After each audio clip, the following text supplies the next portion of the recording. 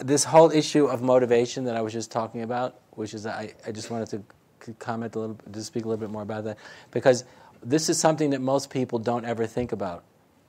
We usually think about what we want and what we don't want, and what we like and what we don't like, but we very rarely do people question their motives. Because we haven't been taught to question our motives. You follow? It's a completely different way to look at yourself, or to look at other people, but in this case it's a completely different way to look at yourself.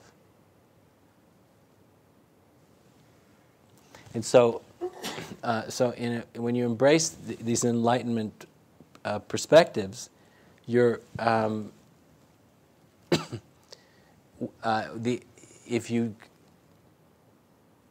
if you go deep enough, you're going to discover a completely different motivation to be you. Because for too many of us, our motivations aren't that good. Right? Our motivations aren't that good. They tend to be very small, very narrow, right? Very selfish, very painful. It's painfully selfish and narrow. So a very big part of this kind of awakening is the transformation, the ultimate transformation, the eventual transformation of our motivations, of what's motivating us. And I know that this is just a very new idea for people. So have you ever questioned your motives?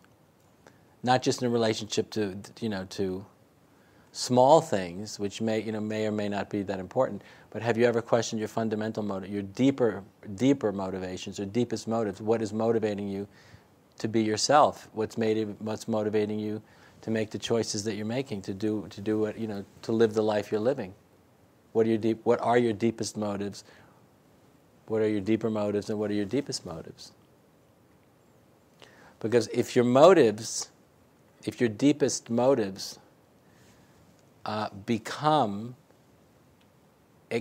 manifest expressions of the kind of freedom that comes from this rediscovery, or this discovery of who you really are, your motivation, your life begins to manifest and express very different motivations. And if it's deep enough, it'll be quite dramatic. The shift is very dramatic. It's unmistakable. It's a very different way to think about yourself, isn't it? Hello? Yeah. I want to make sure you're all not falling asleep on me. Do you understand what I'm saying? This is a very different way to think about.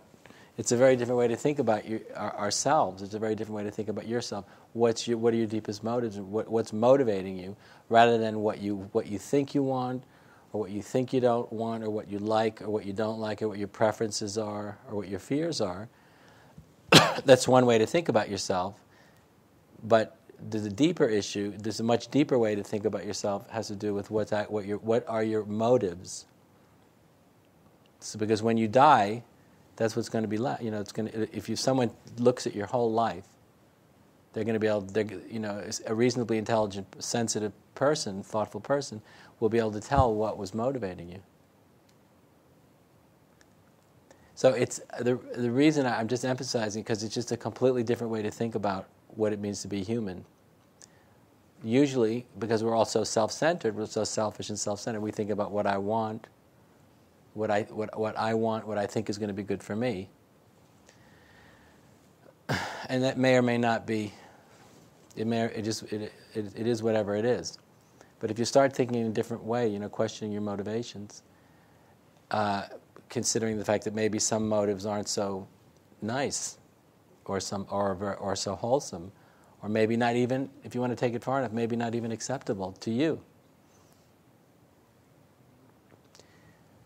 It's just a very different way to think about what it means to be human, and one I would strongly encourage everybody to kind of explore.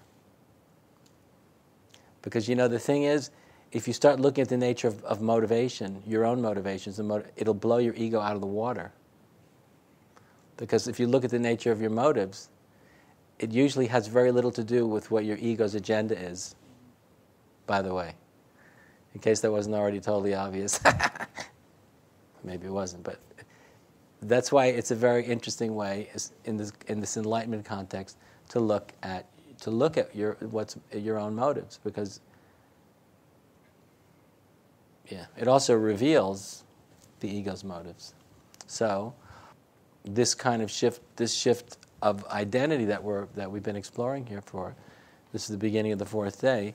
The shift of identity will, if it's deep enough, it will affect it will have a big influence on what's motivating you in the deepest way, in relationship to life itself. And that's kind of what we're interested in, is the shift of motivation.